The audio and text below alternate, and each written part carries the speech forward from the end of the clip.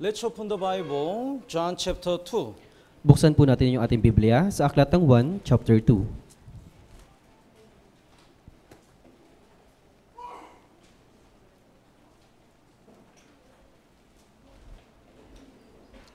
John chapter 2, verses 1 to 11.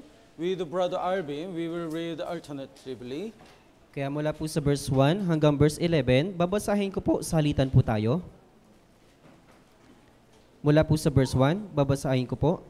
Nang ikatlong araw, nagkaroon ng isang kasalan sa Kana ng Galilea at naroon ang ina ni Jesus.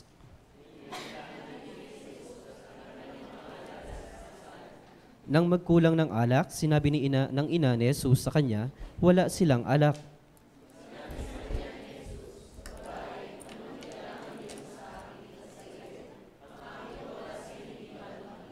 Sinabi ng kanyang ina sa mga lingkod, gawin ninyo ang anumang sabihin niya sa inyo.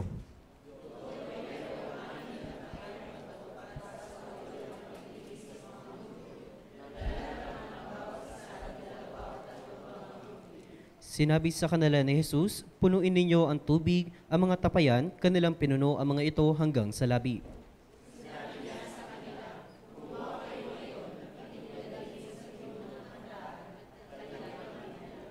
Nang matikman ng pinuno ng handaan ang tubig na naging alak at hindi niya alam kung saan ito nanggaling, subalit nalalaman ng mga lingkod na kumuha ng tubig, tinawag ng pinuno ng handaan ang lalaking bagong kasal.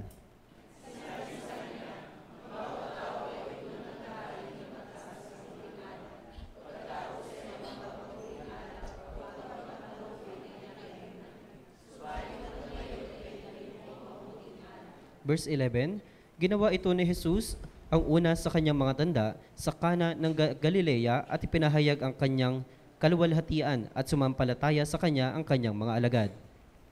Then the verse 16, basahin po natin ng sabay-sabay. 3, 2, 1.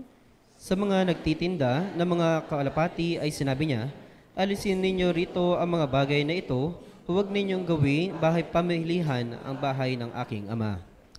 So today we're gonna learn the lesson in the John chapter 2. Ngayon, pag-aaralan po natin ang tungkol po sa Aklat ni Juan, chapter 2. In John chapter 2, Jesus was invited to the wedding ceremony. Sa John chapter 2, si Hesukristo ay inimbitahan para po sa kasalan sa Kana. Then the wine, it was lack. At yung alak ay naubusan. Then the command to the servants, fill the water on the brim of up to the top of the water pots. Kaya iniutos ni Jesus sa kanyang mga alagad na punuin yung tubig hanggang sa labi nito. So when they filled the water in the water pot, and Jesus commanded again, bring it to the priest. Kaya na kanilang napuno yung tubig doon po sa tapayan, iniutos ni Jesus sa kanyang mga alagad na dalhin po doon po sa kasalan. When they obey, the water transferred to the wine. Kaya nung sila po ay sumunod, yung tubig ay naging alak. And that was the first miracle Jesus performed. At ito po yung unang himala na nagawa ni Hesukristo. And from verse 13, Jesus cleansed the temple.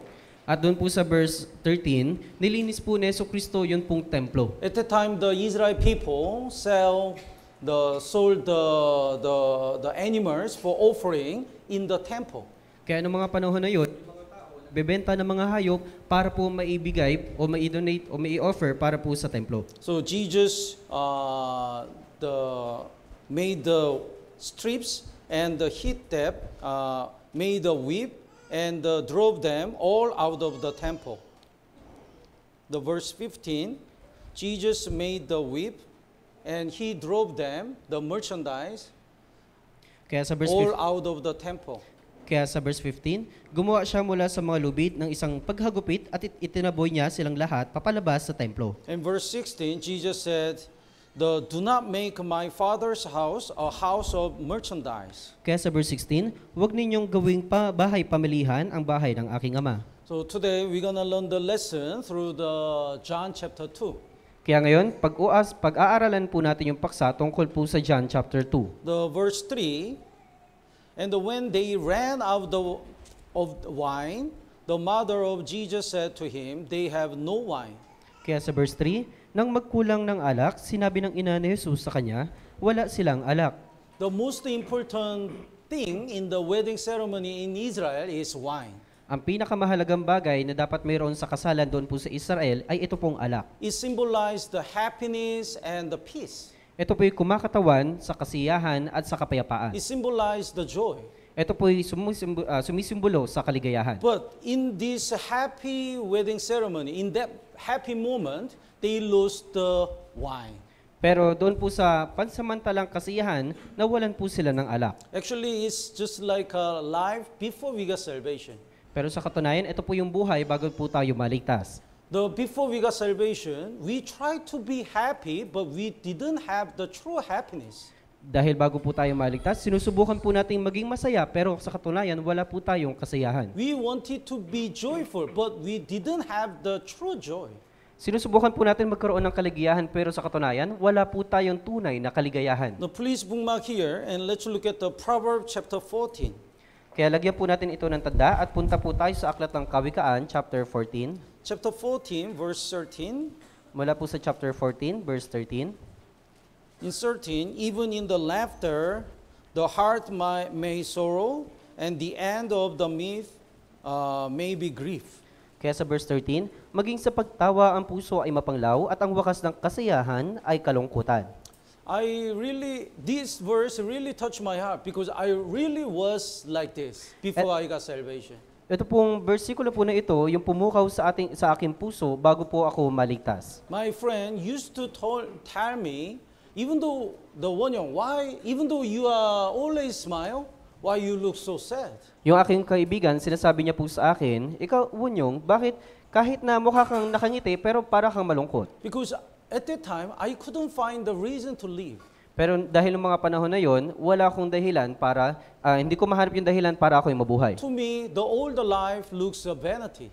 Dahil para sa akin, lahat ng buhay ay parang walang kabuluhan. That's why even though I hanged out with my friends, I couldn't find any meaning.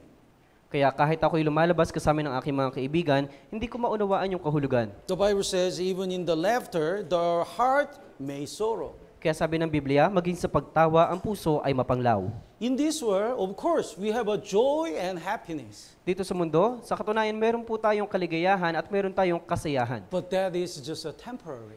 Pero ito'y temporary lamang. It's not eternal. Hindi po ito walang hanggan. That's why even after some months, some years, they lose their happiness. Kaya pagkatapos ng ilang buwan, ilang taon, nawawala na po yung kanilang kasiyahan. The Job chapter 20 verse 5 says that the triumphing of the wicked is short, and the joy of the hypocrites is but for a moment. Kaya sabi po sa Job chapter 20 verse 5, na ang pagbubunyi ng masama ay maikli at ang kagalakan ng masasama ay sandali lamang. So even though the people say they are joyful, they are happy, after some years or some moments, they lose this happiness and joy. Kaya yung mga tao, sinasabi nila sila po yung masaya, sila po yung may kaligayahan, pero pagkatapos po ng ilang buwan, pagkatapos ng ilang taon, nawawala na po yung kanilang kasiyahan. One pastor evangelized a woman. Yung isang pastor, nag-evangelize po siya ng isang babae. He said, you have to get salvation. You need to go to heaven. Sinabi po ng pastor, kailangan mong maligtas, kailangan mong mapunta sa langit. Then she said, I don't need Jesus. Pero sinabi po niya, hindi ko kailangan si Jesucristo. Because my husband earned a lot of money. Dahil yung aking asawa, maraming kinikitang mga pera. He is very kind to me. At siya'y mabuti sa akin. And I have a happy family. At meron kong masayang mga pamilya. So I'm already happy and joyful, so I don't need Jesus more. Kaya meron akong kaligayahan, meron akong kasayahan, hindi ko na kailangan si Jesus. But after some months, the business was bankrupt. Pero pagkatapos ng ilang buwan, yung kanal pong negosyo ay bumagsak. And by accident, that husband died. At sa pamamagitan po ng aksidente, yung kanya pong asawa ay namatay. So she lost everything. Kaya nawala po sa kanya lahat ng bagay. She just was holding the joy and happiness that it cannot be continued even 1 year. Kaya pinanghahawakan niya po yung kanyang kaligayahan at yung temporary niya lamang po ng kasiyahan para sa panandaliang isang taon lang. So our life is just like the Ecclesiastes. Kaya yung ating buhay ay parang isang Ecclesiastes. In the Ecclesiastes, King Solomon says, the vanity of the vanity. Kaya sa aklat ng Ecclesiastes, sinabi po ni Haring Solomon na walang kabuluhan ng mga walang kabuluhan. Let's look at the Ecclesiastes chapter 1. Kaya punta po tayo sa Ecclesiastes chapter 1. Ecclesiastes chapter 1, verse 2. Ecclesiastes chapter 1, verse 2. Basahin po natin ng sabay-sabay. 3, 2, 1. Walang kabuluhan ng mga walang kabuluhan, sabi ng mga ngaral. Walang kabuluhan ng mga walang kabuluhan, lahat ay walang kabuluhan. Walang kabuluhan.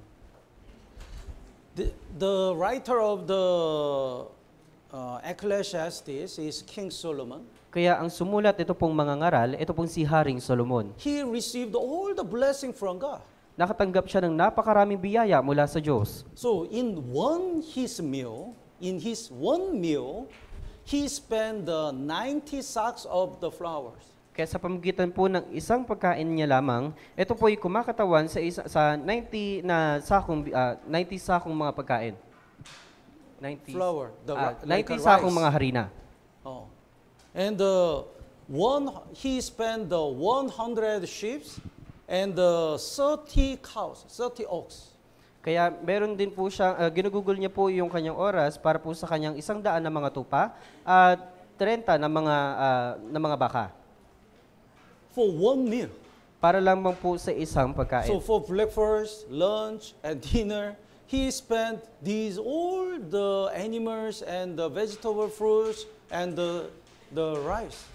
Kaya sa pamamagitan lamang po ng isang pagkain, ginugugol niya po yung kanyang oras para po sa kanyang mga hayop mula po sa kanyang agahan, tanghalian at sa hapunan. And he lived with the 1,000 women. At siya po ay namumuhay kasama ng kanyang 1,000 mga asawa. But after he lived like this, he says, the vanity of vanities, all is vanity. Pero pagkatapos niya mamuhay ng mga ganitong bagay, sinabi po niya, walang kabuluhan ng mga walang kabuluhan. Because he realized that the true happiness is not from worldly things. Dahil naunawaan niya po na yung tunay na kaligayahan ay hindi mula dito sa makamundong bagay. The chapter 2, verse 24, Kaya punta tayo sa chapter 2, verse 24. basahin po natin ng sabay-sabay, 3, 2, 1. Walang mabuti sa tao, kundi ang kumain at uminom, at magpakiligaya sa kanyang pinagpaguran. Nakita ko na ito man ay mula sa kamay ng Diyos. It's not the joy of the eating and drinking. Kaya hindi ito kaligayahan mula sa pagkain at sa pag-inom. It's talking about the joy of the soul, joy of the spirit. Ito yung nagre-representa bilang kaligayahan para sa kaluluwa at espiritu. So Bible says, nothing is better for a man than that we have the joy of the spirit. Kaya sabi po ng Biblia, walang mabuti sa tao kundi ang kumain at uminom, kundi ang kanyang espiritu at yung kanyang kaluluwa. So even though the Solomon enjoyed all the things in this world, if he doesn't have the joy of the spirit, he says, that is not true joy. Kaya si Haring Solomon, kahit na meron po siyang kaligayahan physically sa kanyang pangangatawan, pero wala naman siyang kaligayahan mula sa kanyang espiritu at sa kaluluwa. Do you know the death row inmate? Alam niyo po yung mga taong sinisentensyahan ng kamatayan? So he is a serious criminal. That's why his death sentence. Kaya meron pong seryosong isang kriminal, kaya kailangan niya pong masentensyahan ng kamatayan. In America, before these kind of people are killed, they can eat whatever they wish. Kaya doon po sa Amerika, kapag ang tao ay papatayin na, pwede po siyang kumain ng mga pagkain na gugustuhin po niya. That will be their last meal. Ito po yung kanilang huling kapagkain. So some people said, I want the lobster. Kaya yung iba sinasabi nila, gusto ko ng isang lobster. I want what do you call? Lechon baboy. Kaya yung iba sinasabi, gusto ko ng lechon baboy. Then after this meal, they have to be killed. Kaya pagkatapos na sila'y kumain, sila'y papatayin. And think about this. Here is a lobster, lechon baboy, and bulalo, and a lot of nice food. But can we enjoy? Pero pag-isipan niyo po ito, maraming mga lechon baboy, maraming lobster at maraming bulalo, pero sa tingin niyo po, masisiyahan po ba kayo dito sa mga Some pagkain? people just pee while they are eating. Yung ibang mga tao, naiihi sila habang kinakain po nila They yun. are so nervous and fearful while they are eating. Dahil sila po'y natatakot at kinakabahan habang sila po'y They kumakain. couldn't finish even this meal. Hindi rin po nila nakakain kahit yung mga paborito nilang pagkain. Because right after this meal, they have to die. Dahil pagkatapos na sila'y kumain, sila po'y papatayin. Then think about this. In that moment, they are forgiven. Kaya pag-isipan niyo po ito, sa mga oras na yun, napatawad sila. Then, even though they don't eat the lobster, they just drink the water, just only the rice, it's so tasty. Kaya pag-isipan niyo po, kung halimbawa hindi sila kumain ng lobster, kumain lang sila ng isang subo lang at uminom lang sila ng tubig, pero yung bagay na yon ay talagang napakasarap para sa kanila. Because they are alive. Dahil nabuhay sila, Because they are forgiven. dahil napatawad sila. Even though we try to enjoy so many things in this world, we couldn't find the true joy and true happiness. Kaya kahit gustuhin man natin na magkaroon tayo ng kaligayahan dito sa mundo, hindi natin matatagpuan yung tunay na kasiyahan at yung kaligayahan dito. Because our spirit is so fearful to be judged and go to hell. Dahil yung ating espiritu ay mayroong takot na hatulan at mapunta sa impyerno. But when we get salvation, we have a true joy. Pero pagkatapos na tayo maligtas, nagkaroon tayo ng tunay na kaligayahan. When we realize that we are forgiven forever, we are truly happy.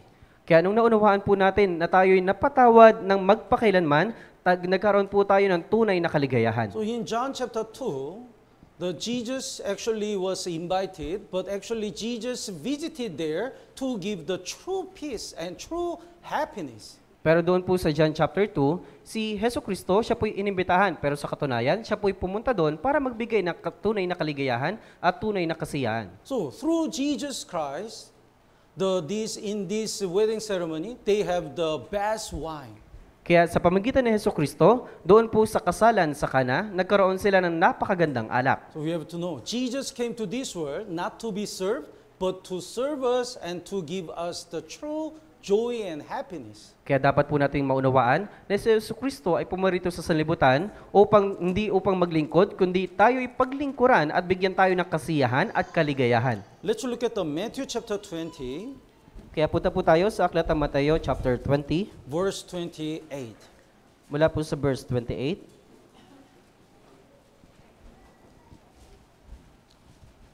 Matthew chapter 20, verse 28.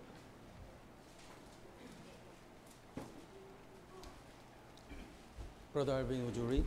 Kung paanong ang anak ng tao ay naparito hindi upang magpaglingkuran, kundi upang maglingkod at upang ibigay ang kanyang buhay na pantubos sa marami.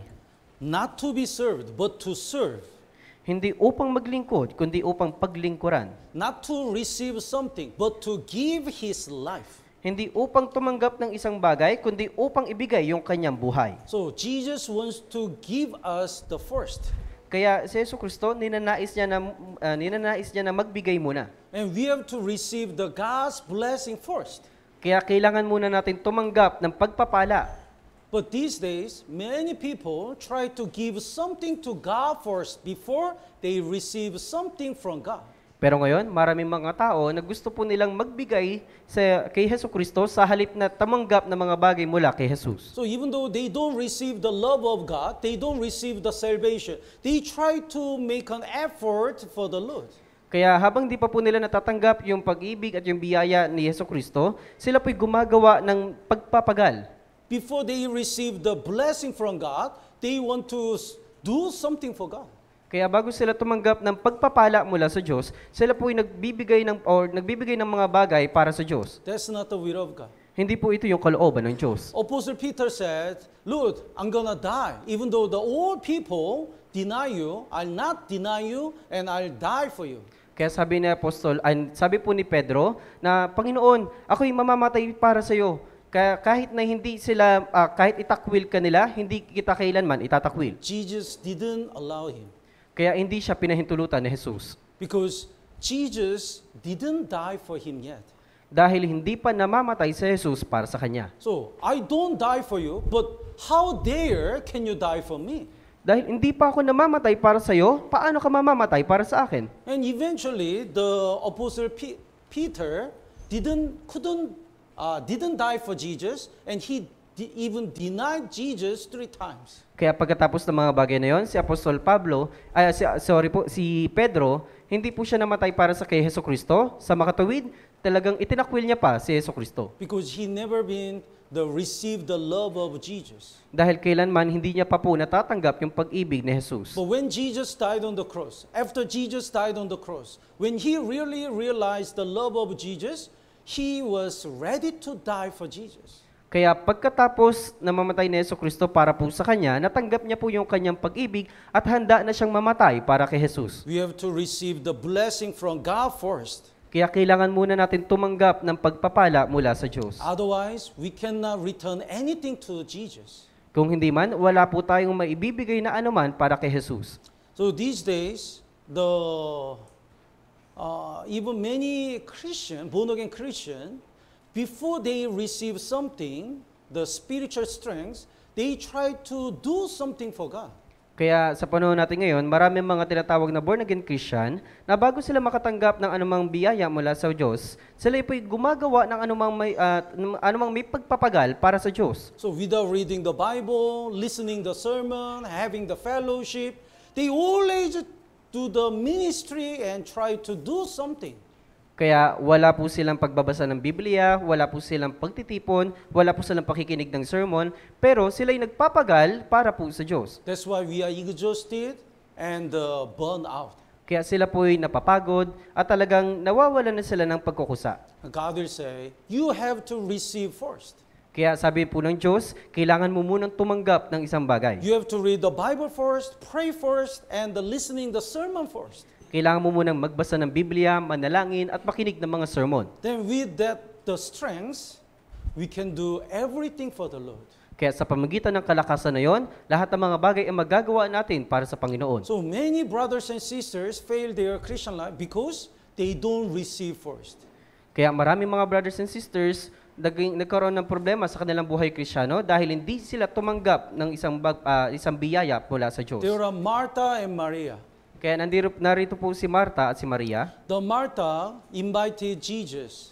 Kaya inimbitahan po ni Marta si Hesukristo. And she tried to serve Jesus. At sinubukan niya bang paglingkuran si Hesukristo. So if Jesus visit your house, what will you prepare? Kaya kung bibisita si Hesukristo sa inyong bahay, ano pong ihahanda ninyo? How much will you spend? Gaano pong kalaking pera yung inyo pong igugugol?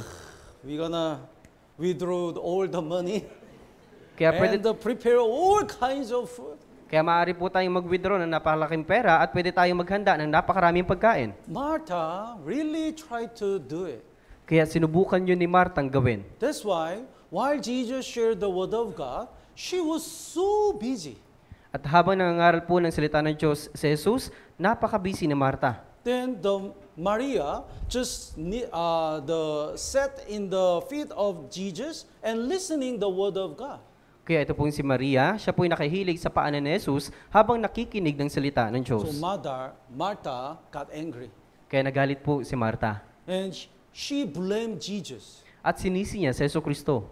Jesus, why you don't let Maria help me? Jesus, bakit hindi mo naman siya pinabayaan na tulungan ako? Actually, Martha invited Jesus, but now she is scolding Jesus. Kaya sa katunayan, si Marta, pinaglilingkuran niya si Jesus, pero ngayon, hinahamak niya si Jesus. She didn't have a strength to serve Jesus because she never received anything from Jesus. Wala po siyang kalakasan na maglingkod kay Jesus dahil wala po siyang natanggap na anumang bagay mula kay Jesus. But Maria received the word of God. Pero sa Maria, nakatanggap ng salita ng Because Diyos. of that, finally, who offered the costly oil to Jesus? Kaya dahil sa bagay na yon, sino po nag-offer ng isang mamahaling pabango kay Hesukristo? Not the Martha, but Maria. Hindi si Marta, kundi si Maria. So when we receive the spiritual strength from God first, we can do something for Jesus. Kaya kung makatanggap man po tayo ng spiritual na kalakasan mula sa Diyos, makakagawa tayo ng anumang bagay para kay Jesus. So let's go back to John chapter 2. Kaya balik po tayo sa Aklat ng 1, chapter 2, verse 10. mula po sa verse 10. Then Jesus transferred the water to wine, and the people say, the verse 10, Kaya inilipat na po ni Jesus yung tubig na naging alak at mula po sa verse 10, Would you read? at sinabi sa kanya, ang bawat tao ay unang naghahain ng mataas ng uri ng alak, pagkatapos ay ang mababang uring alak kapag ang mga panauhin ay nakainom na. Subalit hanggang ngayon ay tinabi mo ang mabuting alak. In the feast, the people serve the good wine first. Kaya mula po sa kapistahan, nagbibigay muna yung mga tao ng isang alak. Then when they are drunk, they serve the bad wine. Kaya kapag sila po'y lasing na, nagbibigay na sila ng isang masamang alak. Because the people are drunk, cannot feel any taste. Kaya kapag ang mga tao nakainom na po sila, nalasing na po sila, wala na po silang nalalalasahan. But at that time, when they received the wine which came from the water, when they taste the wine that Jesus made, they said, it's much better than the wine they were served. Kaya nung natikman po nila yung alak na ginawa ni Jesucristo, kanila pong sinabi na mas napakabuti ng alak na to mula kaysa sa kanilang pinaglingkuran. So actually, it shows us the way of Satan and way of God are totally different. Kaya ipinapakita po dito na yung paraan ni Satanas at yung paraan ni Jesus ay magkaiba. Way of Satan is the something good is first. Kaya yung paraan ni Satanas, yung mabuting bagay muna yung kanyang ibibigay. And when they taste it, it becomes bitter. At nung kanila pong matitikman, ito po yung nagiging mapait. So the Satan tempted the Eva. Kaya tinukso po ni Satanas, ito pong si Eva. If you eat the fruit of the knowledge of good and evil, you will become like a God. Kaya kung kakain ka ng bunga ng punong kahoy na mabuti at masama, ikaw ay magiging katulad ng Diyos. It sounds so sweet. Mukhang napakatamis. So she tasted. Kaya tinikman niya po iyon. But because of that, their life became bitter. Pero dahil sa mga bagay na ginawa niya, yung kanyang buhay ay naging mapait. But God's way is totally opposite. Pero yung pamamaraan po ng Diyos ay talagang magkaiba. Something bitter, suffering first. Kaya nauuna muna yung mapait, ibig sabihin yung pagkakaroon muna ng problema o kahirapan. Then when we endure this suffering, our life is getting glorious. Kaya pag napagtiisan po natin ito pong kahirapan, yung ating buhay ang magiging maluwalhati. So in Genesis chapter 1, when God created the heavens and the earth, always evening first and the morning. Kaya doon po sa Genesis chapter 1, sa tuwing lumilikha po yung Diyos, lagi pong nauuna yung gabi bago yung araw. Suffering first, then the glory later. Yung kahirapan muna, pagkatapos, yun pong kaluwalhatian. That's why in Israel, when they count the one day, they count from the 6 p.m. Kaya One day. Kaya ang Israelita, kapag nagbibilang sila ng isang araw, nagbibilang sila mula sa 6 p.m., mula sa oras ng 6 p.m. So they always remind the suffering first and the glory later. At lagi silang napapaalalahanan na kahirapan muna at pagkatapos kaluwalhatian. In Old Testament, there are two images of Christ. Kaya doon po sa Lumang Tipan, meron pong dalawang bagay na lumalarawan kay Jesucristo. One is that Christ will die for our sins and He will suffer.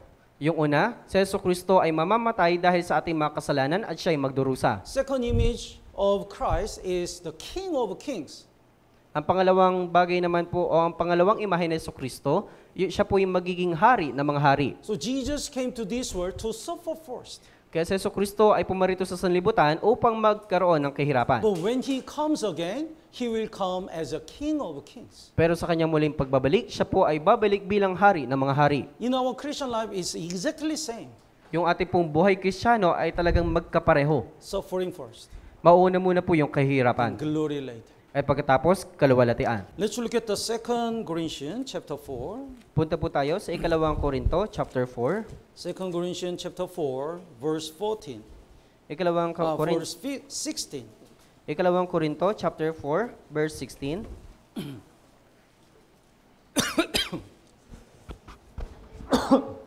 Excuse me.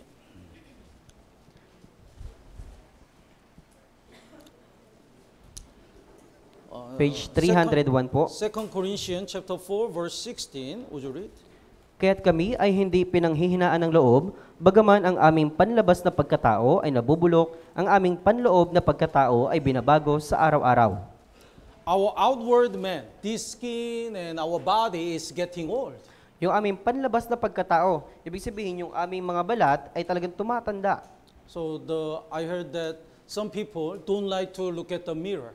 Kaya yung ibang mga tao, sinasabi nila, ayaw po nilang tumingin sa salamin. Why I'm many wrinkles and it's getting dark. Marami na akong mga kulubot at parang umiitim na ako. But don't worry. Pero wag po kayong mag-alala. The Bible says the inward man is being renewed day by day.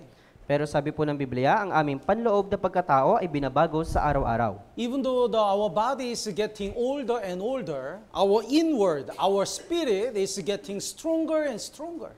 Kahit na yung ating panlabas na pagkatao ay tumatanda ng tumatanda, yung ating naman panloob na pagkatao ay masigit na nagiging malakas. Every day, our inward man is growing up. Araw-araw, yung ating panloob na pagkatao ay talagang lumalago. So the suffering first and the glory later. Pagdurusa muna, pagkatapos kalawalatian. Let's look at the Hebrew chapter 12. Punta po tayo, Hebreo chapter 12. Hebrew chapter 12, verse 2. Hebreo chapter 12, verse 2.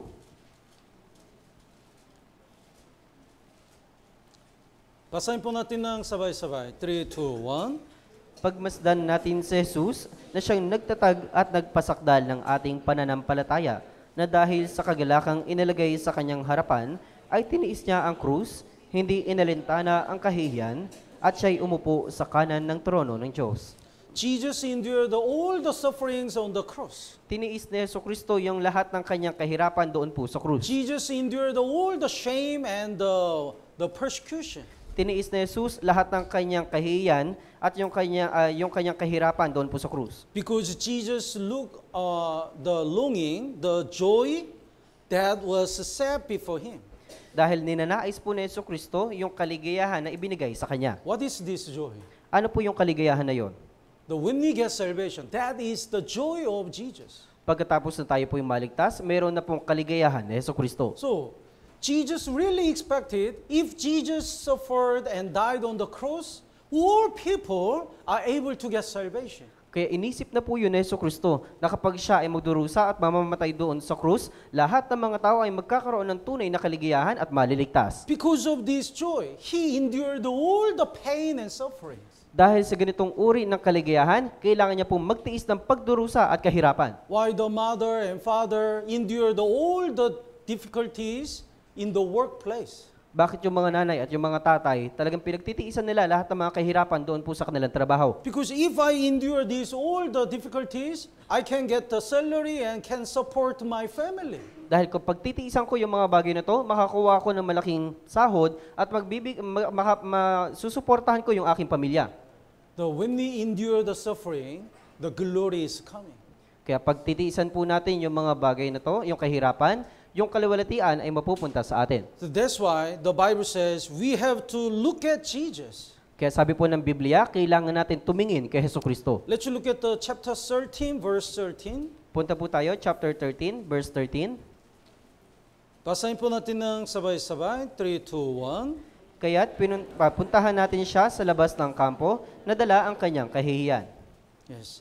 Outside the camp, it means out of the Jerusalem. Sa labas ng kampo, ibig sabihin sa labas ng Jerusalem. And out of the Jerusalem, Jesus died in the Golgotha hill.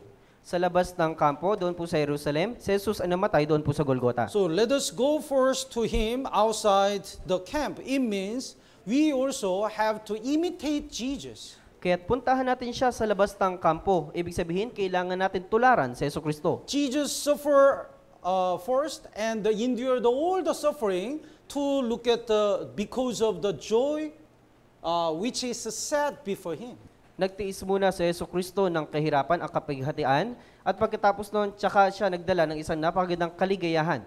Like this, we have to endure all our difficulties because we will receive the eternal glory in heaven. Kaya pagkatapos po nito, kailangan po natin pagtiisan lahat ng mga pagdurusa dahil pagkatapos nito, matatanggap po natin yung kalawalhatian sa langit. Let's go back to John chapter 2. Balik po tayo sa John chapter 2. The verse 3, when they ran out of wine, the mother of Jesus said to him, they have no wine. Sa verse 3, na magkulang ng alak, sinabi ng ina ni Jesus sa kanya, wala silang alak. Some people say, because of the Maria, Jesus performed the miracles. Yung ibang mga tao sinasabi po nila na dahil kay Maria, naggawa si Jesucristo ng himala. So they think the Maria is a mother of Jesus. That's why if we ask a favor to the mother, Maria, Jesus will answer our prayer. Dahil iniisip po nila na si Maria yung ina ni Jesus, kaya kapag humingi tayo ng anumang bagay kay Maria, papakinggan tayo na Jesucristo. But Jesus make it clear, Jesus performed the miracle not because of Maria. Inilinaw po ni Jesucristo na hindi po siya naggawa ng himala nang dahil po sa utos ni Maria. So verse 4, basahin po natin ng sabay-sabay. 3, 2, 1. Sinabi sa kanya ni Jesus, babae, anong kinalaman niyon sa akin at sa iyo? Ang aking oras ay hindi pa dumating. Yes. What does your concern have to do with me? Anong kinalaman niyon sa akin at sa iyo? So, your favor, your request is not the Jesus make it clear. Jesus performed this miracle not because of Maria. Inilinaw ito ni Jesus na hindi ginawa ni Jesus yung kanyang himala dahil po sa pakiusap ni Maria. My hour has not yet come. Ang aking oras ay hindi pa dumating. It means in my hour, in my time, I'll perform the miracles, not because of you. Ibig sabihin, sa oras ko, ibibigay ko yung aking himala, hindi dahil sa ipakiusap mo. In Roman Catholic Church, they worship Maria and they prayed before Maria idol. Sa Roman Catholic Church, sila po'y naglilingkod at sumasamba kay Maria. And they make the many idols. Maria carried the baby Jesus. At gumagawa po sila ng isang rebulto na kung saan si Maria, hawak-hawak niya po yung bata o yung sanggol na si Jesus. That is totally wrong according to the Bible. Ito po talaga'y mali alinsunod sa Biblia. Let's look at the Luke chapter 11. Punta po tayo sa aklatang Lucas chapter 11. Luke chapter 11 verse 27. Sa Lucas chapter 11 verse 27, When Jesus shared the word of God and performed the miracles, the one woman said like this. habang si Jesucristo ay nangangaral ng salita ng Diyos at nagbibigay ng himala, may isang tao nagsabi nito. The verse 27, would you read? Habang sinasabi niya ang mga bagay na ito, isang babae mula sa maraming tao ang nagsalita sa malakas na tinig at sinabi sa kanya, mapalad ang sinapupunang sa iyo'y nagdala at ang mga dibdib na iyong sinusuhan. Blessed is the womb that bore you and the breast which nursed you. It means your mother, Maria, is blessed. Mapalad ang sinapupunan sa iyo nagdala at ang mga dibdib na iyong sinusuhan. Ibig sabihin, mapalad si Maria. It means Maria is great. Ibig sabihin, talagang dakila si Maria. But Jesus didn't allow to worship Maria. Pero hindi ipinahintulutan ni Jesus na sambahin si Maria. So verse 28, pasahin po natin ng sabay-sabay. 3, 2, 1. Subalit sinabi niya, sa halip mapalad silang nakikinig sa salita ng Diyos at sinusunod ito. So Maria just was used by God for Jesus to come to this world. Ginamit lamang po si Maria para po maipadala si Jesucristo dito po sa mundo. Only for that, she was blessed. Sa ganung bagay lamang po siya'y pinagpala. But she cannot be greater than Jesus. Pero kailanman, hindi po siya magiging mas dakila kaysa Jesus. That's why Jesus says, more than that, the blessed are those who hear the word of God and keep it. If we get salvation, we are blessed Kaya sabi po, than Maria. Kaya sabi po ni Jesus, sa halip mapalad sila nakikinig ng salita ng Diyos at sinusunod ito. Ibig sabihin, mapalad sila ng mga taong naligtas kaysa kay Maria. So the Jesus didn't allow the people to worship Maria. Kaya sa Jesucristo, hindi niya po ipinahintulot na sambahin si Maria. While Jesus is staying in this world, Jesus never called Maria a mother. Kaya habang nananatili si Jesucristo dito po sa mundo, kailanman hindi niya po sinabi kay Maria na siya po'y ina. Jesus always called her a woman. Lagi pong sinasabi ni Jesus, babae. Because, do you call your mother a woman? Babae? Nasabihan niyo na po ba yung inyong pong ina na babae? We don't say that. Hindi po natin sinasabi yon. Sounds very rude. Mukhang hindi po kagalang-galang. But because Jesus intentionally called her woman, because Jesus is a totally different level. He is a God. And Maria is just a sinner and woman. Tinawag lamang po ni Jesus si Maria na isang babae dahil magkaiba po yung kanilang pamantayan. Dahil si Jesucristo, siya po yung Diyos. At si Maria, siya po babae at isang tao So lamang. Maria also really need to get salvation by Jesus Christ. At kailangan din po ni Maria ng kaligtasan sa pamamagitan ni Jesus. So Jesus didn't allow to worship Maria. Kaya hindi po pinahintulutan ni Jesus na sambahin si Maria. Let's look at John chapter 2, Balik po tayo sa Aklat ng 1, chapter 2, verse 7. sa verse 7 po. Verse 7 and 8. Basahin po natin ng sabay-sabay. 3, 2, 1. Sinabi sa kanila ni Jesus, punuin ninyo ng tubig ang mga tapayan, kanilang pinuno ang mga ito hanggang sa labi. Sinabi niya sa kanila, kumuha kayo ngayon at inyong dalhin sa pinuno ng handaan at kanilang ang dinala. Jesus commanded two things. Iniutos ni Jesucristo yung dalawang bagay. Fill the water pots with water. Punuin ninyo ng tubig ang mga tapayan Then servants obeyed. at sumunod ang mga alagad. And then Jesus commanded again, draw some out now and take it to the master of the feast. At nag-utos ulit si Jesus sa kanila na sinasabi, kumuha kayo ngayon at inyong dalhin sa pinuno ng handaan. Then the servants obeyed again. At ang mga alagad ay muling sumunod. Then what happened? At anong nangyari? Miracles happened. Nangyari na po yung himala. The water transferred to the wine. Yung pong tubig ay naging alak. So, how can we see the great work of God in our life? Paano po natin makikita yung dakilang gawain ng Diyos sa ating pong pamumuhay? First of all, we have to fill the water in our heart. Unang-una, kailangan po natin punuan ng tubig yung ating pong puso. The water in the Bible, symbolize many things, but one of them is Word of God. Marami pong kumakatawan sa tubig, pero isa po sa mga halimbawa nito yung salita ng Diyos. That's why Ephesians chapter 5 verse 26 says, He might sanctify and cleanse with the washing of the water by the word. Kaya sabi po sa Ephesians chapter 5 verse 26, upang kanyang pakabanilin siya na nilinis sa pamagitan ng paghuhugas ng tubig sa salita. And the water pot indicates our heart. At yung tapayan, ito po yung kumakatawan sa ating puso. So the 2 Corinthians chapter 4 verse 7 says, we have this treasure in the earthen vessels in our body. These water pots, the earthen vessels indicates our body.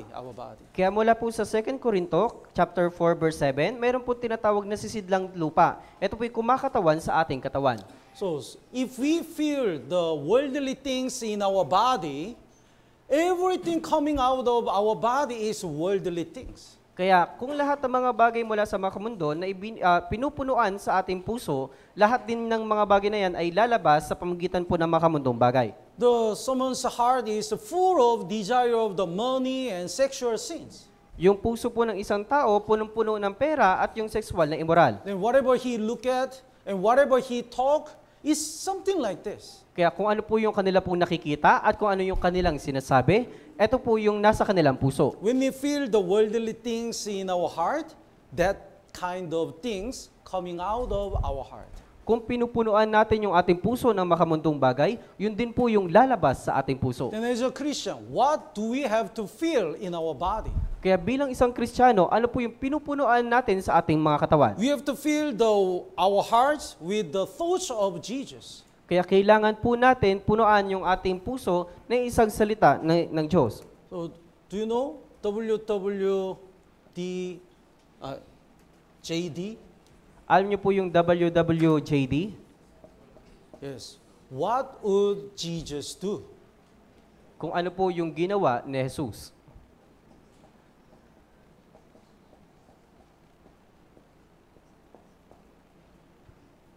So, Hebrew chapter 12 says, consider Jesus. You have to think deeply about Jesus. Kaya sabi po sa Hebrew chapter 12, Sorry. Hebrew chapter 3.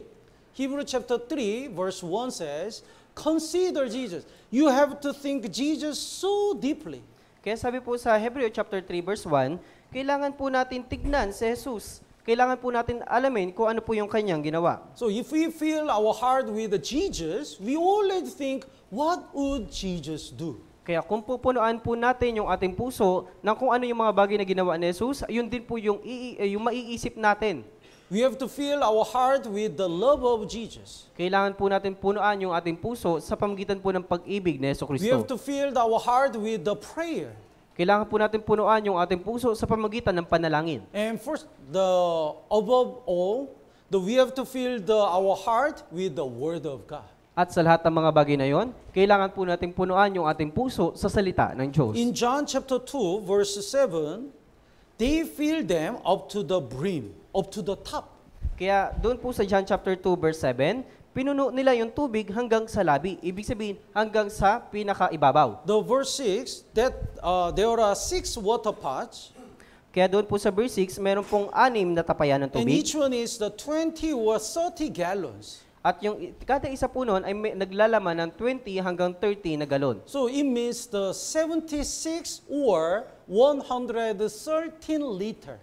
Ito po yung kumakatawan na bilang 76 hanggang 113 na litro. So in order to fill the one water pot, they have to carry the water so many times. Kaya sa tuwing pupunuan po nila yung pong tapayan, kailangan po nilang punuan ito ng maraming beses. And up to the brim, up to the top, in order to fill the water up to the top, they spend a lot of time and they work hard. Kaya hanggang umabot po ito hanggang sa labi ng tapayan, kailangan po nilang gumugol ng oras para po punuan at lagyan po ng tubig. And then Jesus transferred the water to the wine. At pagkatapos ng bagay na yon, inilipat po ni Jesucristo yung pong tubig bilaan na maging alak. Why our life is not changing? Bakit yung ating buhay ay hindi po nagbabago? Some brothers and sisters really wanted to be used by God. Yung ibang mga kapatiran, ninanais po nilang magamit ng Diyos. They want their Christian life to be powerful and meaningful.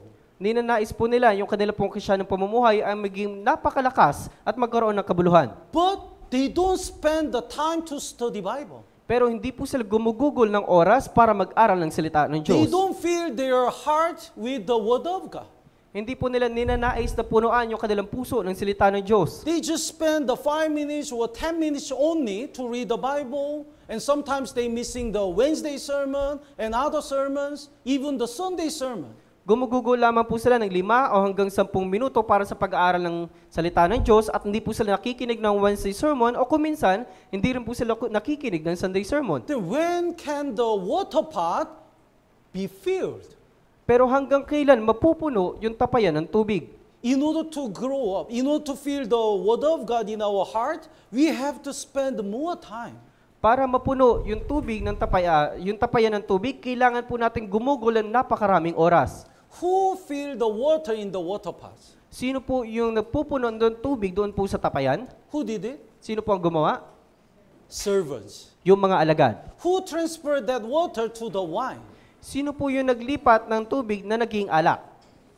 Jesus. So we can see the work of the man and work of God. Kaya makikita po rin natin dito yung gawa ng tao at yung gawa ng Diyos. Actually, this is just a letter and paper. Sa katunayan, itong Biblia, ito lamang po ay sulat at isang papel. How can it be our spiritual strength? Paano natin to magiging spiritual na kalakasan? But when we do our work, God will do His work. Pero kung tayo yung magpapagal, yung Diyos din po ang magpapagal sa atin. Our work is reading the Bible, studying the Bible, and the prayer. Then, God transferred these all things to our spiritual strength. Yung ating pong pagpapagal, yung pag-aaral ng salita ng Diyos, yung pagbabasa ng Biblia, at yung pananalangin at pupunuan ng Diyos lahat ng mga bagay na yan sa ating puso. But the problem in these days is the people's taste is changing. Pero yung problema sa panahon po natin ngayon, yung panlasa ng mga tao ay nag-iiba. Let's look at the Isaiah chapter 5. Tingnan po natin sa Isaías chapter 5. This verse is very important. The Isaiah chapter 5, verse 20.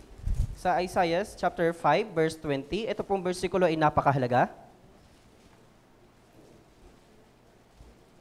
Isaiah chapter 5, verse 20. Basahin po natin ng sabay-sabay. 3, 2, 1. Kahabag-habag sila na tinatawag na mabuti ang masama at ang masama ay mabuti, na inaaring dilim ang liwanag at liwanag ang dilim, na inaaring mapait ang matamis at matamis ang mapait.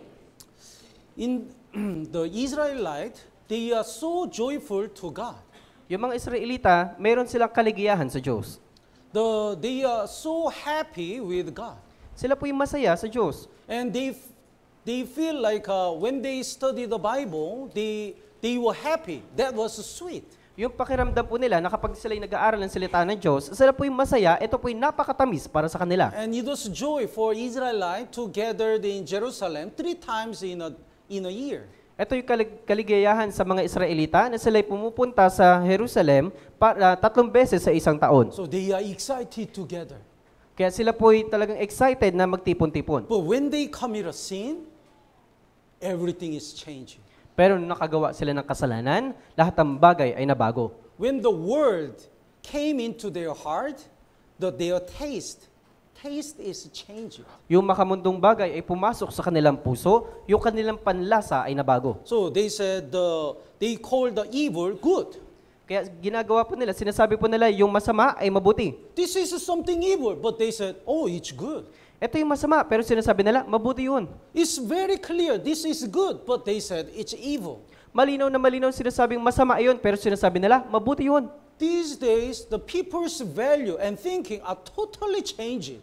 Kaya sa panahon natin ngayon, yung kahalagahan ng mga tao at yung kanilang pag-iisip ay talagang nabago. Homosexual sin is really sin before God. Yung homosexual na kasalanan ay talagang kasalanan sa harapan ng Diyos. But the world says, you are not generous. Pero yung sinasabi ng mundo, hindi ka mabuting tao. Why are you so strict? Bakit napaka-strict mo naman? There are other people, we have to accept them. May mga ibang tao na kailangan nating tanggapin. So they think accepting the gay and lesbian is like a kind and gentle. Kaya yung iniisip po nila, yung pagtanggap sa mga bakla at sa mga tibo, ito po'y napakabuti at kaaya-aya at napaka-gentle para po sa kanila. If the people can be born as a gay and lesbian, God cannot judge them.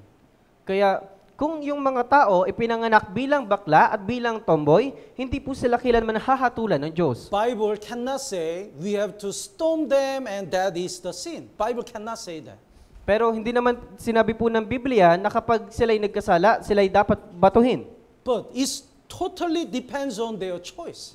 Pero nakadepende po sa kanilang pagpipili. So if they don't fight against that kind of desire, they can follow that way.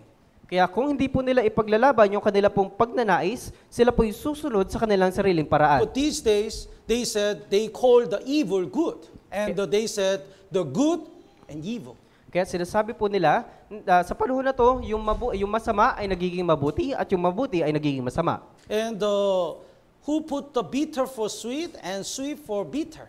At sinabi po na inaaring mapait ang matamis at matamis ang mapait.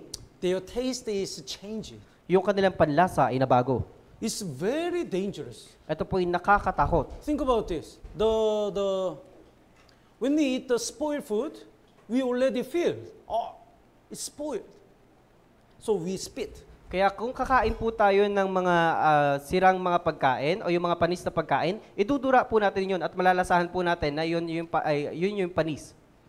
If we think, matamis, then we eat and something happen is very dangerous in our health. Pero kung kakainin pa rin po natin yun at sasabihin po nating napakasarap, magkakaroon po ng problema sa ating pong katawan. What if the baby, they used to pick up everything to eat. Yung mga bata, kinakain po nila lahat ng mga bagay na kanilang mahawakan. And dumi ng aso, the baby eat and matamis. Maaring kainin po ng baby yung pong dumi ng aso at sasabihin nila matamis. Very dangerous. Nakakatakot po. So it's normal to feel the normal taste. Kaya parang normal na lang na kumakain tayo ng isang normal na panlasa. So, Bible was so sweet to Israel people. Kaya yung Biblia ay napakatamis para po sa mga Israelita. But when they commit a sin and the word came into their heart, the Bible is not sweet anymore. Pero nung sila'y nakagawa ng kasalanan at yung makamundong bagay ay pumasok sa kanilang puso, yung Biblia ay kailanman hindi naging matamis para sa kanila. Their taste is changed. Yung kanilang panlasa ay nabago. Actually, when we got salvation, listening the sermon, reading the Bible was so sweet. Sa katunayan, pagkatapos na tayo maligtas, yung pakikinig ng sermon o yung pagbabasa ng Biblia ay napakatamis para sa atin. Fellowship was so sweet. Yung pagtitipon, ito po yung napakatamis. That's why when we finish the fellowship, we are about to leave, but while we are standing, we talk again, and it takes us 30 minutes, sometimes 1 hour. Always say bye, let's go. But when we start again, we start the fellowship again. Pero pagkatapos ng ating pagtitipon, sa makatuwid, pwede na tayong umuwi, pero yung iba po sa atin, nananais pa rin ng higit na magkaroon ng pagtitipon, nakikipag-usap, minsan gugustuhin po natin na umalis na, magpaalam, pero nanaisin pa rin po natin ang fellowship. Because the fellowship was so sweet to us. Dahil yung pagtitipon ay napakatamis para sa atin. But when we commit a sin, the word entered in our heart, the taste is changing. Pero kapag gumawa tayo ng kasalanan at yung mundong bagay ay pumasok sa atin, yung panlasa natin ay mababago. Even though we listen the word of God, it's not sweet anymore. Kaya kahit na mag-aral tayo ng salita ng Diyos o makinig, hindi na po ito magiging matamis para sa Joining atin. the fellowship is just the heavy burden. Yung pagsama sa mga fellowship, ito po'y parang mabigat na para sa atin. The Psalm number 119, Punta po tayo sa Aklat ng Mga Awit, 119. we have to recover our taste. Kailangan nating muling mapanumbalik yung ating panlasa. Psalm number 119, verse 103. Psalms chapter 119, verse 103. 103. Basahin po natin ng sabay-sabay. 3, 2, 1. Napakatamis ng iyong mga salita sa panlasa ko, higit na matamis kaysa pulot sa bibig ko. In Israel, in order to teach the children, the Bible is so sweet, they put the honey on the Bible. Kaya doon po sa Israel, kapag yung mga bata ay tinuturuan sila ng salita ng Diyos, kailangan nilang maglagay ng honey para maging matamis para po sa mga bata. And they let the children lick the Bible. At hinahayaan po nilang dilaan yung Biblia. Oh, it's so sweet. Napakatamis. Like this, they teach the Bible is really sweet. Gaya po nito, tinuturuan tayo na maging matamis yung Biblia para sa atin. So how sweet are your words to my taste? Sabi po, napakatamis ng iyong salita sa panlasa ko. Sweeter than the honey. Higit na matamis kaysa pulot. This is normal. Ito po yung natural lang. But when our Christian life is sick, taste is changing. Pero kapag yung ating Krisyanong pamumuhay ay nagkaroon ng sakit, ito po yung mababago. We have to recover our Christian life. Kailangan natin mapanumbalik yung ating Krisyanong We have to pamumuhay. recover our spiritual taste. Kailangan natin mapanumbalik yung ating spiritual na panlasa. So God says, fill the water in the water pot. Kaya sabi po ng Biblia, kailangan natin punuan ng tubig yung tapayan. We have to spend the more time to read the Bible and study the Bible. Kailangan pa natin gumugol ng mahaba pang oras para mag-aral ng salita ng Diyos at para magbasa ng Biblia. Then the miracle will happen. At yung himala ay darating sa atin. Even though we couldn't stop the sin, we can stop the sin. Kahit na hindi natin matigil yung ating kasalanan, kusang titigil yung ating kasalanan. Even though it looks like our family cannot get salvation, they get salvation. Kaya kahit na mukhang hindi maliligtas yung ating mga mahal sa buhay, pero maliligtas pa rin yung ating mga pamilya. Water will transfer to the wine. Yung tubig ay magiging alak. So, even though the situation is not changed, when we feel the word of God in our heart to the top, all the sorrow can transfer to the joy and happiness. Kaya kahit yung ating buhay ay parang hindi nababago, pero kung pupunaan natin ng tubig yung ating puso, lahat ng ating kahirapan ay magiging kaligayahan. And also, we have to feel the suffering for the Lord in our life. At kailangan din po nating maramdaman yung pagdurusa ng Panginoon sa ating buhay. Let's look at the Colossians chapter 1. Punta po tayo sa aklat ng Colossians chapter 1. Colossians chapter 1, verse 24. Sa Colossians chapter 1, verse 24.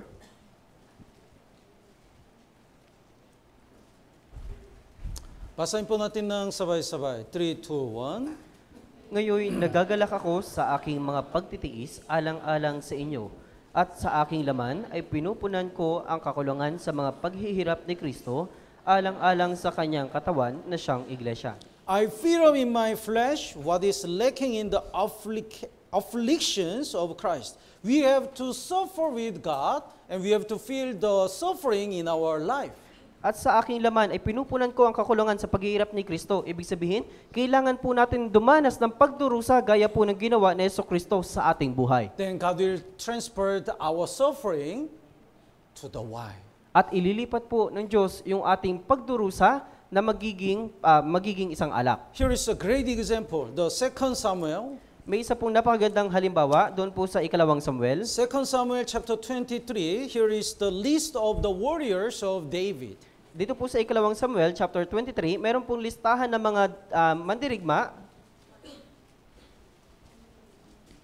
The list of the warriors of David. Yun pong mga mandirigma ni David. Then verse 15, would you read? At sa verse 15 po, may pananabik na sinabi ni David, o may magbigay sana sa akin ng tubig na may inom mula sa balon ng Bethlehem na nasa tabi ng pintuang bayan. Bethlehem is the hometown of David.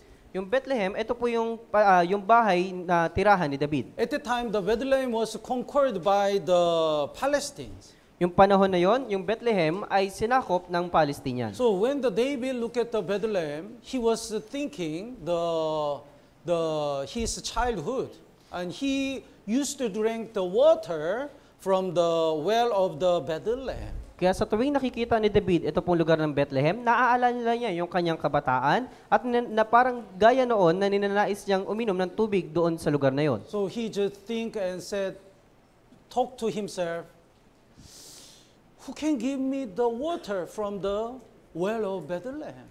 Kaya iniisip niya po at sinasabi niya sa kanyang sarili, sinong magbibigay kaya sa akin ng tubig mula po doon sa tubigan? At the time, the three warriors heard that. Nung panahon na yon, narinig po yun ng tatlong kanyang mga mandirigma. Then they didn't hesitate. Kaya hindi po sila nag-alinlangan. They went to the camp of the Palestine. Sila po ay pumunta at lumusong doon po sa lugar ng mga And they Pilisteo. fought. At sila po ay nakipaglaban. And they reached the well of the Bethlehem. At naabutan po nila yun pong balon doon sa Bethlehem. Probably they were surrounded the army of the Palestine. Sa katunayan, sila po ay pinapaligiran ng mga sundalo o mga mandirigma ng mga Pilisteo. So the two warriors were still fighting. Kaya yung dalawang mga mandirigma ay nakikipaglaban. And the one warriors dragged the water. At yung isa naman pong mandirigma, siya po yung kumukuha ng tubig. And he kept the water in the bosom of his heart. At inilagay niya po yung kanyang tubig mula po sa kanlungan ng kanyang puso. And they fought again and returned. At nakikipaglaban ulit at sila'y bumabalik. Finally, they reached the King David. At sa katapusan, naabutan po nila sa David. And they are bleeding and sweating and they are almost die. Sila po'y duguan na at pawisan na at mukhang mamamatay na sila. But finally, one warrior put out that water to the King David. Pero pagkatapos na yon, yung isang mandirigma, kinuha niya po yung tubig at ibinigay niya po kay David. Lord, this is the water you want. Panginoon, ito yung tubig na nais mo. Then the King David didn't drink that water. Pero si Haring David, hindi niya po ininom yung tubig. Because it's just so precious. Dahil itong tubig ay kaaya-aya para sa kanya. So instead of drinking, he offered that water to the Lord. Sa halip na kanyang inumin, kanyang ibinigay yung tubig sa Panginoon. And he said, it's not the water. Kaya sinabi po niya, hindi ito tubig. It's the blood of my warriors. Ito yung dugo ng aking mga mandirigma. So verse 17, basahin po natin ng sabay-sabay. 3, 2, 1. At kanyang sinabi, malayo nawa sa akin o Panginoon na aking gawin ito. Iinumin ko ba ang dugo ng mga lalaki na pumaroon at ininaya ang kanilang buhay, kaya't ayaw niyang itong inumin? Ang mga bagay na ito ay ginawa ng tatlong mandirigma. When these warriors didn't spare their life, they are ready to die for the King David, that water transferred to the blood. Kaya noong pong itong tatlong mandirigma, ninais po nila na ibigay yung kanilang buhay para po sa kanilang kamatayan upang maibigay yung tubig kay David, yung pong tubig ay parang naging alak. Like this, when we boldly go somewhere and preach the gospel in order to save the lost souls, our suffering, our effort will transfer to the blood, transfer to the great wine before God. Kaya gaya po nito, kapag tayo ay hahayag at mangangaral ng ibang ehelyo sa iba't ibang lugar, yung ating tubig ay parang magiging isang dugo at magiging isang alak. When we spend our money to save the losers, when we spend our time and our life to save losers, God will say, this is not the time, this is not the money, this is blood. Kaya kung gugugulin po natin yung ating pera, yung ating oras at yung ating buhay sa isang bagay, sasabihin po ng Panginoong Diyos sa atin na hindi ito yung panahon para sa pera, para sa oras at para sa buhay, kundi ito yung paggugol para sa ating dugo. So when the servants fill the water in the water pot to the brim, God changed it, Jesus changed that water to the wine. Kaya pagkatapos ng mga alagad ay ibinuhos yung tubig doon po sa tapayan, inilipat po ng Panginoong Hesukristo yun pong tubig na naging alak. So when we feel the word of God in our heart, God will change that with our spiritual strength, and God will perform the many miracles in our Christian life. Kaya kung pupunan po natin ng tubig yung ating puso, babaguhin po yun ng Panginoong Hesukristo at gagawin niyang malakas yung ating buhay Kristiyano. And also, when we feel the suffering for the Lord in our life, God will change that suffering with the blood, with the glory of God. At kung tayo'y daranas ng mga maraming pagsubok at kahirapan, babaguhin yun ng Panginoon at gagawin niyang isang pagpapala para po sa atin yung ating mga kahirapan. Let's go back to John chapter 2. Kaya balik po tayo sa Aklatang 1, chapter 2. At the time, Jesus cleansed the temple. Kaya pagkatapos ng mga bagay na yon, nilinis po ni Hesukristo yung templo. The verse 13 and 14, would you read? Malapit na noon ang Paskwa ng mga Hudyo at umahon si Jesus patungo sa Jerusalem. Natagpuan niya sa templo ang mga nagtitinda ng mga baka, mga tupa, mga kalapati, at mga nagpapalit ng salapi na nakaupo. You to give the offering, the people are supposed to bring their own lamb and the animals. Kaya para sila ay makapaghandog, yung mga tao, mga Israelita, binibigay po nila o inilalagay po nila, idinadala po nila yung kanilang mga hayop. But if it's very far, it's very hard to bring all the animals. Pero kung napakalayo, napakahirap para sa kanila na dalhin yung kanilang mga hayop. So they just came and tried to buy the animals around the temple. Kaya sila po ay pupunta na lamang doon at bibili na lamang ng mga hayop. Because of that, the many people start the business around the temple. Kaya dahil sa bagay na yon, marami pong mga Israelita na nagtayo ng mga business o negosyo doon po sa templo. And there is the court of the Gentiles. At mayroong in the temple, this part is the court of Gentiles. At doon po sa templo, sa loob po nun ay mayroong pong lugar para sa mga hentil. So it's for the Gentiles to be able to join the offering. Ito po yung lugar para sa mga hentil para makilahok doon po sa paghahandog. But people start the business. Pero yung mga tao, nagsimula silang magtayo ng mga negosyo. Because the priest allowed it. Dahil pinahintulutan sila ng mga pari. And whenever they sell, they give the commission to the priest. Kaya sa tuwing sila po ay magbebenta, magtatanong muna sila ng permission doon po sa pari. And if the other people, if the people offer their own lamb, the priest didn't allow it. Kaya sa tuwing maghahandog po yung mga tao ng isang hayop, yung mga pari ay hindi po nila pinapahintulutan. So they had to buy the animals from the merchandise. Kaya kailangan muna nilang bumili ng mga hayop mula po doon sa mga nagbebenta. Because priest and these merchants have the connection. Dahil po itong pare at yung mga negosyante, sila po yung mayroong connection sa isa't That's why isa. Jesus really got mad. Kaya nagalit po sa Hesukristo. And he made the whips and hit them. At talagang The verse inagupit niya 15, po at itinaboy yung lugar po na iyon. The verse 15, when he had made the whip of cords, he drove them all out of the temple. Sabi po sa verse 15, gumawa siya mula sa mga lubid ng isang panghagupit at itinaboy niya sila lahat papalabas sa templo. And poured out the changers' money and overturned the tables. At ibinuhos din niya ang salapi ng mga mamamalit at itinaob ang kanilang mga mesa. So they have to they have to offer another coins, another money for offering. That's why they have to change the money. Kaya kailangan po ulit nilang maghandog ng isang salapi, kaya ang kailangan po nilang gawin, kailangan nilang magpalit ng pong salapi. And Jesus turned over the table. Pero sa Jesucristo, itinaob niya po yung mesa. Because these people didn't feel the word of God and the love of God in their heart. Dahil yung mga tao sa panahon na yon, hindi po nila napupunaan yung ng tubig yung kanilang puso at hindi po nila nararamdaman yung Panginoon sa kanilang puso. Their heart was full of money. Dahil yung kanilang puso ay punong-puno ng pera. That's why Jesus turned over the table.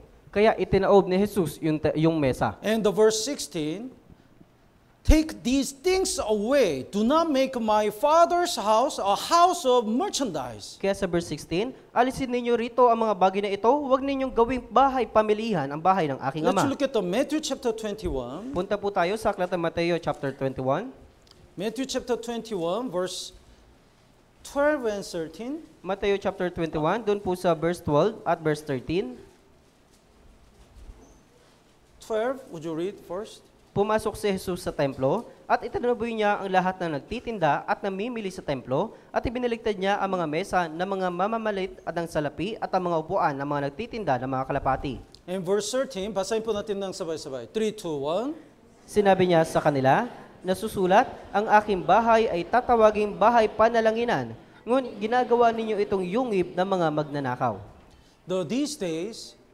Even these days, the people make the church, through the church, many priests and the pastor make a business. Kaya sa panahon po natin ngayon, maraming mga tao nagtatayo ng mga templo ng simbahan at sa pamamagitan ng templo ng simbahan, sila po'y nagtatayo ng negosyo. In the Roman Catholic Church, the one of them is they make the letter of pardon. Kaya doon po sa Roman Catholic Church, yung mga tao doon, sila po'y gumagawa ng isang box na mayroong nakasulat na letter of pardon. In the Middle Age, they insist that if you buy this letter, you can be forgiven and also your dead family can be forgiven. Kaya sa mga bagay po na yun, nakasulat na kapag ikaw ay naghandog ng salapi, yung inyo pong pamilya at ikaw ay mapapatawad. That's why so many people bought that letter and offer the money. Kaya maraming mga tao nagbibigay ng handog ng salapi at nagbibigay at ng handog ng kanilang salapi. They did business Ginagawa by po using God. Ginagawa po nilang negosyo yung bagay na yon sa pamagitan po ng paggamit sa Diyos. Even these days, one day I got shocked when I see the advertisement in Korea.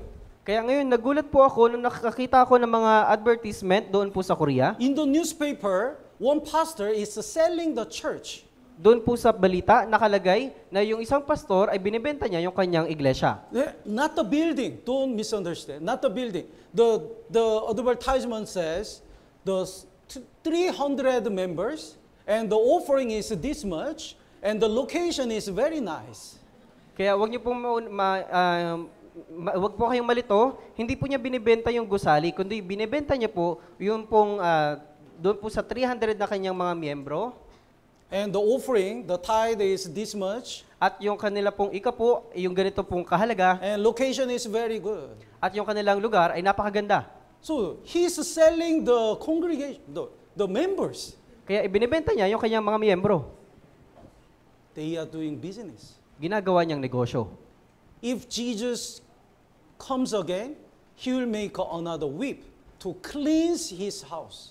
Kaya kapag paparito ulit si Jesucristo sa ikalawang pagkakataon, gagawa siya ng isang panghagupit para alisin yung kanyang iglesia. If something wrong enters in the church, Jesus will clean it.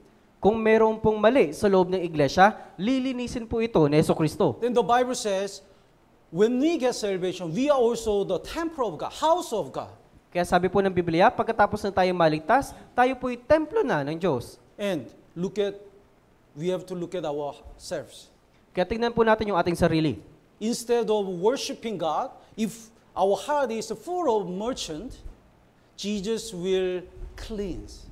Kaya sa halip na sumamba tayo sa Panginoon, pero yung puso natin na pusong negosyante, dapat lilinisin niya ng Panginoong Jesucristo yung ating puso. Jesus said, "My house shall be called the house of prayer, Kaya not a den of thieves."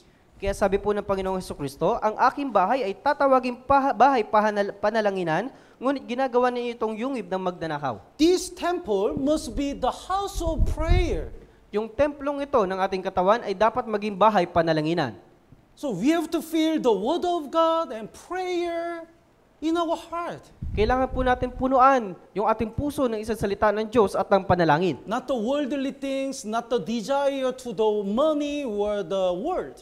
Hindi po ng makamundong pagnanais o ng salapi o ng anumang pagnanais dito sa mundo. So Bible says, Jesus said, fill the water pots with the water. Kaya sabi po ni Jesucristo, punuan ninyo yung tapayan ng tubig. So let's feel the word of God and suffering and prayer in our spirit. Kaya sabi po ng Biblia, kailangan po natin punuan yung ating puso ng tubig, ng pagsasakripisyo at ng marami pang mga bagay. Then we will see the miracle. God will change our life and God will make us bear a lot of fruit. At makikita po natin yung himala ng Diyos sa atin at kalaunan, makikita po natin yung bunga sa ating buhay Kristyano. Tama po ba? Let's pray together. Tayo po yung manalangin.